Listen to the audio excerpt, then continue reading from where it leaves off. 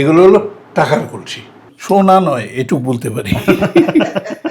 সুনামগঞ্জে একটা ব্যাংক ছিল আমাদের, নাম ছিল সুনামগঞ্জ ব্যাংক। ব্রিটিশ ডিসি আয়োজন করতে বললে না করবে কোনো জমিদারের বাপের বেটা আছে। আমাদের এই অঞ্চলে তবলা বাদক বা ঢোল বাদককে কি বলে জানেন তো?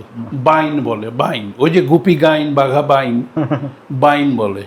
কেউ কেউ বলে ডুগলা বেটা। তো এটার একটু তুচ্ছাচ্ছে দেখা হয়, যে গান গায় সেটা ঠিক আছে, কিন্তু সঙ্গে যে বাজে তার কোনো ইয়ে নেই, মূল্য যাই নেই। হোক, এই আর কি আমার অবস্থা। আমি আজকে এই মুহূর্তে আছি গৌরারং জমিদার বাড়িতে। আর এই যে গৌরারং জমিদার বাড়ি যেটি, এটি হচ্ছে সুনামগঞ্জের সবচেয়ে পুরাতন এবং সবচেয়ে বড় জমিদার বাড়ি। প্রায় 30 একর জায়গা নিয়ে হচ্ছে এই জমিদার বাড়িটা প্রতিষ্ঠা করা হয়েছিল। এই জমিদার বাড়িটার ঠিক অন্দরমহলে এখন আমি আছি। আর এই জমিদার বাড়িতে হচ্ছে মোট 6টা ভবন ছিল। অন্দরমহল আর বাহির মহলের পাশাপাশি এখানে রংমহল ছিল, জলসা ঘর ছিল, একটা সিংহাসনও ছিল। তাছাড়া এখানে হচ্ছে একটা জল বারান্দাও ছিল। এই গৌরারং জমিদার বাড়িটা আসলে কার, এটা কিভাবে প্রতিষ্ঠা হয়েছিল, তার সব কিছু জানতে এবং আপনাদেরকে জানাতেই আজকে আমি আসছি সুনামগঞ্জের গৌরারং গ্রামের গৌরারং জমিদার বাড়িতে। নগেন্দ্র কুমার চৌধুরী, উনি ছিলেন আমার সর্বশেষ জমিদার। উনি আমার বাবার বাবা। ওনার ছেলে, একমাত্র ছেলে আমার বাবা, ওনারও একমাত্র ছেলে আমি, আমারও একমাত্র ছেলে বাইরে থাকে। আমরা 16 পুরুষ এখানে। প্রথম যিনি ছিলেন ওনার নাম ছিল নিধিরাম। উনি ওপার বাংলায় বর্ধমানের একই রাজবংশের আত্মীয় ছিলেন। উনি ভাগ্যান্বেষণই বলা চলে, এদিকে এসেছিলেন, বর্তমান বাংলাদেশে এসেছিলেন। এসে তারপর ক্রমে ক্রমে ক্রমে ক্রমে প্রথম ছিলেন পুরান লক্ষণচিরি, হাসান রাজার বাড়ি ঠিক ওইদিকে। তারপরে ওখান থেকে ওনার পরবর্তী পুরুষরা চলে যান। এখন গৌরারঙ্গের পেছনে একটা গ্রাম আছে, ওটাকে বলে বেরিগাঁও। ওখানে বসতি করে তারপরে গৌরারঙ্গে জমিদারি স্থাপন করেন। শোনা কথা, পাগলা থেকে ওই লাউড়ের গড় পর্যন্ত, পনাতীর্থ যেটা বলে, ওই পর্যন্ত জমিদারি ছিল আমাদের। যখন স্কুল কলেজে পড়ি তখন বন্ধুবান্ধব বলতো, এই বেটা তোরা তো অত্যাচারী, তোদের রংমহলে বাইজি নাচ হতো। রংমহল মানেই বাইজি নাচ। খেয়াল করে থাকেন দেখবেন যে ছবিগুলো আঁকা আছে, কোনো ছবি কিন্তু নৃত্যরতা রমণী নেই, ড্যান্সিং গার্ল কিন্তু কোথাও নেই। শাপলার উপরে কয়েকজন, সব রামায়ণ মহাভারতের দৃশ্যগুলো আঁকা। আমি তো পুরোটা দেখেছি, এখন তো অনেকটা নষ্ট হয়ে গেছে। দাদাকে জিজ্ঞেস করে যেটা জেনেছি যে এখানে যাত্রা হতো। আমার ঠাকুমার নিজস্ব একটা যাত্রা পার্টি ছিল, আর আমার দাদার ছোট ভাই দেওর আর বৌদি দুজনের দুটো আলাদা যাত্রা পার্টি ছিল। এই দুই যাত্রা পার্টিতে প্রতি বছর কম্পিটিশন হতো। দেবরভাবির গ্রুপের প্রচুর যাত্রা হতো। এটা তো পুরো মানে একটা স্টেজের মতো ছিল, দেখলাম ওইদিকে আপনার উপরে যে ওটা কিন্তু স্টেজ না, ওটা হলো বাড়ির মহিলাদের। সামনে পর্দা টাঙানো, রেলিং আছে দেখুন, ওখানে সামনে পর্দা টাঙানো ছিল। ওখানে বসে শিশুকালে একবার আমিও যাত্রা দেখেছি, সর্বশেষ যাত্রা হয়েছিল। রূপোর টাকা রাখা হতো। এগুলো হলো টাকার কলসি। অনেক সময় মাটির নিচেও চাপা দিয়ে রাখা হতো এই কলসি, মানে ভরে টাকা ভরে, মুদ্রা ভরে মাটির নিচে রাখা হতো।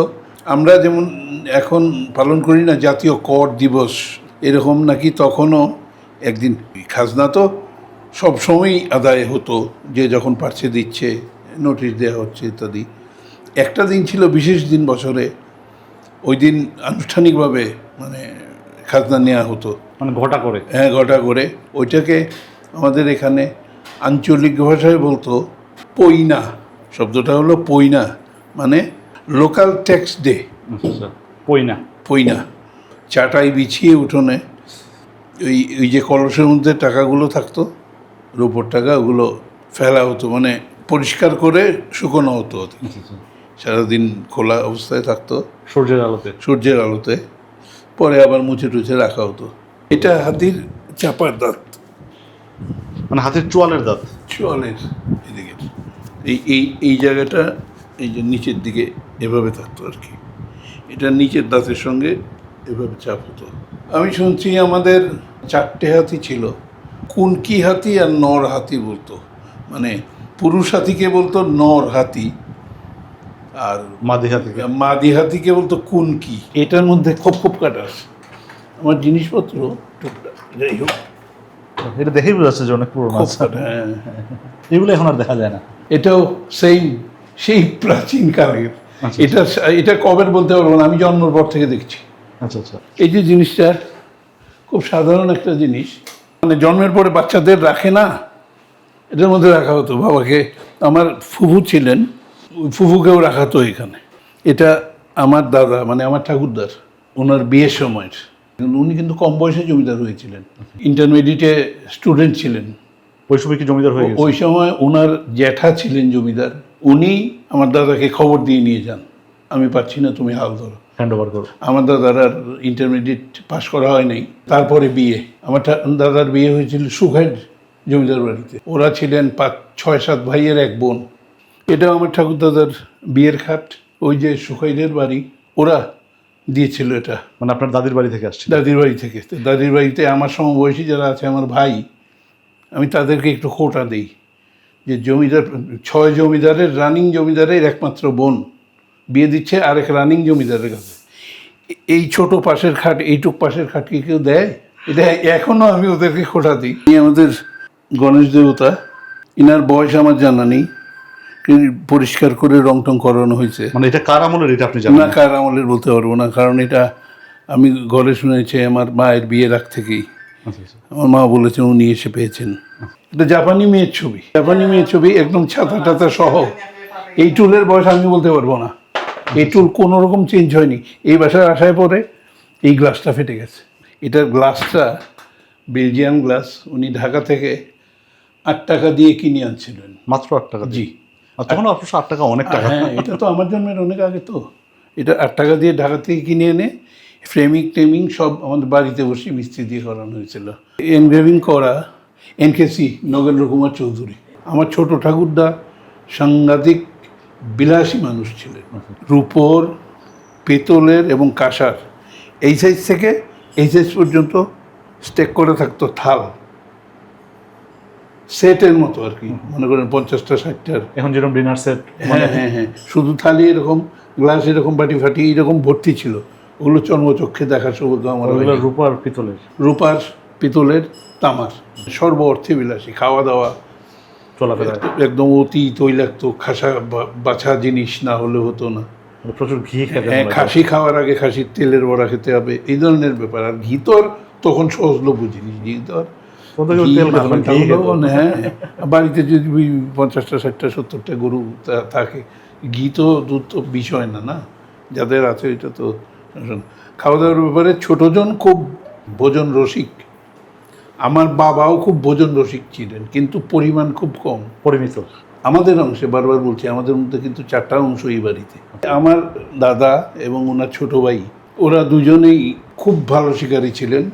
গ্রামে বলতো ফুলেশ্বরী বাঘ, মানে হলো চিতাবাঘ, গোল গোল ছাপ। তখন তো জেলা হয়নি, তখন তো সিলেটে জেলা।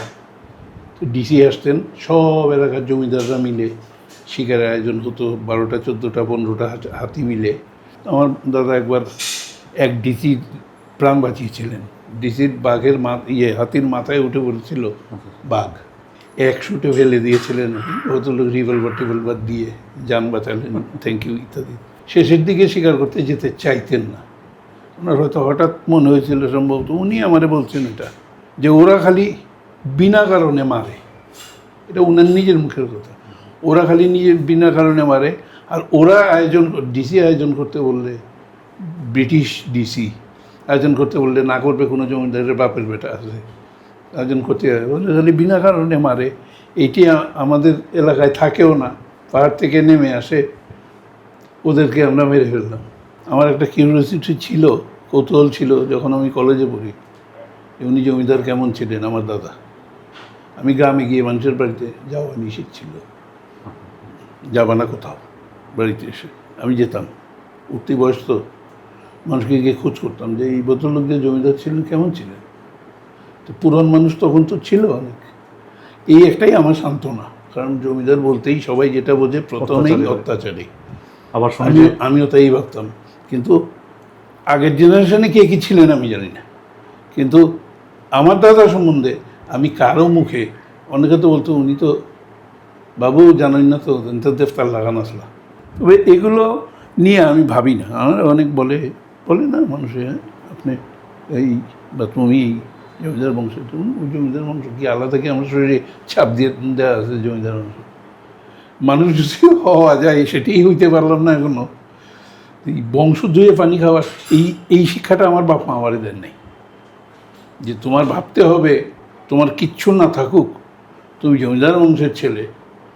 এই চিন্তাটা আমিও চেষ্টা করছি যাতে আমার ছেলের ভেতরে না যায়।